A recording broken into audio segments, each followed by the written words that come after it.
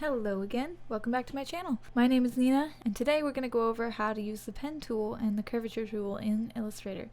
Alright, so as you can see, I've already set up a little test run here that we're going to go over to teach you how to use it.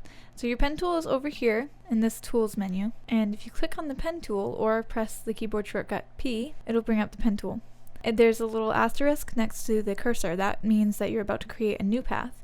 You'll see as we go along that changes depending on what you're doing. So if I click here to start and I want to follow along this path, I'll change my color to red. Then all you have to do is click and you'll see that this rubber band stretches to where your cursor is, telling you a preview of where your line will go on your next click. So if I bring it here, I can just click and there it made a line from this end to this end. When you click with the pen tool, it creates an anchor point. So an easy way to practice this is to find a practice sheet or to just play around with it on your own.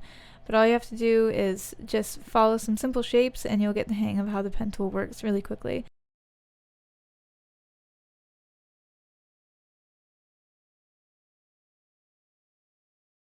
It does have a little bit of a learning curve, but once you use it a little bit, it becomes like second nature. So I'm at the end of this and I want to be done with it, so what I want to do is get rid of this, but I can't just click away because it'll create another anchor point. Instead, if you press escape, that will go away and there's your path that you made. Now if you wanted to make a curved line, it's similar, but instead of just clicking, you click and drag, and these little things that I'm dragging around right here are handles. So I'm going to drag this one out a little bit, and what that does is it tells the next line where to go. If you can see, this line is curved now instead of being just a straight line coming off of from my last anchor point, because this one is telling it to sort of gravitate towards this direction. So if I clicked over here and I dragged again, this handle down here makes the line follow more truly to this path, and this handle coming off of here tells the next one where to go. And now if you don't get these right the first time, there's an easy way to edit them afterwards. Say if I put one down here and then it was hard for my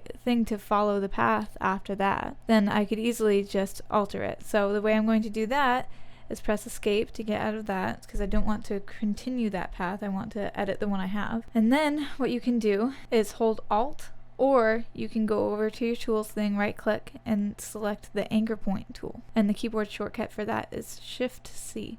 What you do with this is if you just click on a point, it takes away all of the handles for that point, and if you click and drag out from that point, it creates new handles. Now if you wanted just one handle to be affected, you can hold the Alt key and click and drag that handle, and it will only affect that one handle.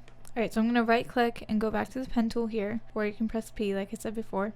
And if you wanted to continue on with your path after you started one already, and you hover over the end of a path right here on that anchor point, you can see next to the cursor is a little slash symbol. What this is telling you is that you're about to pick up an existing path and continue on with it. So if I do that, if I click, then I can continue on as normal and make the rest of that path. Now it's still a little messed up here, and I want to fix that. So I could go in there and mess with the handles and everything like that, like I went over before, but if you didn't want to do that, you could simply just delete the anchor point. When you're hovering over your path that you created, if you're not on an anchor point, you'll see that there's a plus here when you're just hovering over it. If you click, when there's a plus, it will add an anchor point, but when there is a minus, you can delete an anchor. So if I wanted to just go in and delete all of these anchor points up until where I did it right, I could do that. You can also head back to your direct selection tool and edit them that way as well. So I could click and drag this one to where I want it to be, and then when I go back to my pen tool or my anchor point tool, then I can pick up that path and edit it. You can also edit the handles while you're in the direct selection tool as well. So if I wanted to pull this one out like that, I could do that, and it follows along nicely, and then you can continue. When you are making something with the pen tool, what you want to do is use as few anchor points as possible.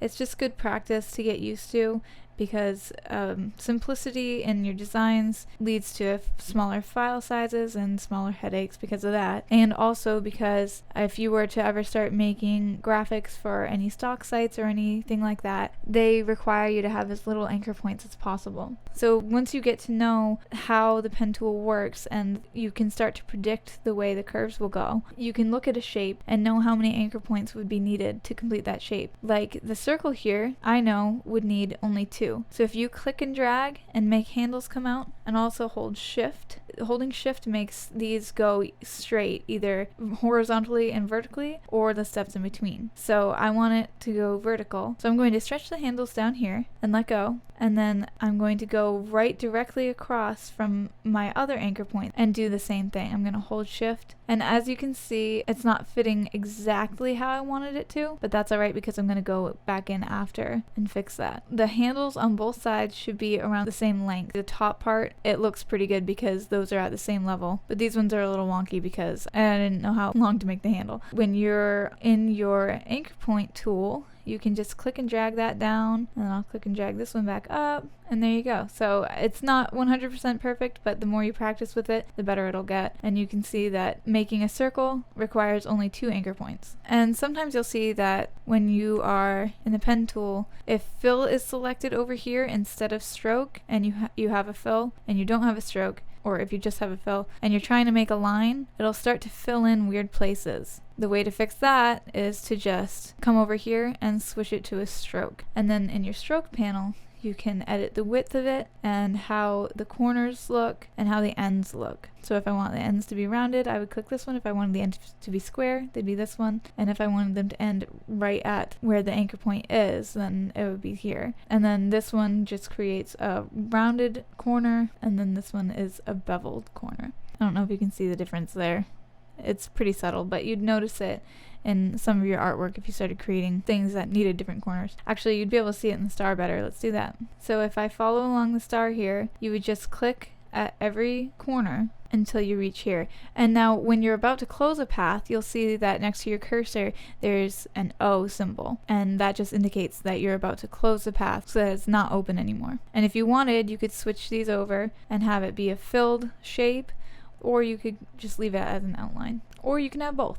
But anyway, so now that this shape is selected, I can click the rounded corner and you can see where the green and where the red is. And you can see that the green is much pointier than the red is. It kind of gives it a little softened corner there. Alright, so that's how to use the pen tool. Okay, so now we're going to get into the curvature tool. The curvature tool is usually right next to your pen tool, or if your tools are stacked, it's underneath it. So when you've activated your curvature tool, you'll notice that there's an asterisk next to the curvature tool cursor, just like with the pen tool. And that means the same thing, it just means that you're going to start a new path. So with this, when you click, notice that it's a circle instead of a square anchor point. So you click once to start, and then you click a second time, and it creates a line. When you move your cursor away, there's a rubber band, and it's a curved one this time. And that's because this tool tries to predict your curves and where you're going to go with it. This tool is easier for beginners because you don't have to learn all the skills that are involved with the pen tool. It's more intuitive, and it can be picked up easier, I feel, than the pen tool. Now, just like the pen tool as well, you can press escape to get rid of that rubber band, and then you can also edit your path after you've made it. If you don't like where everything is, you can change it.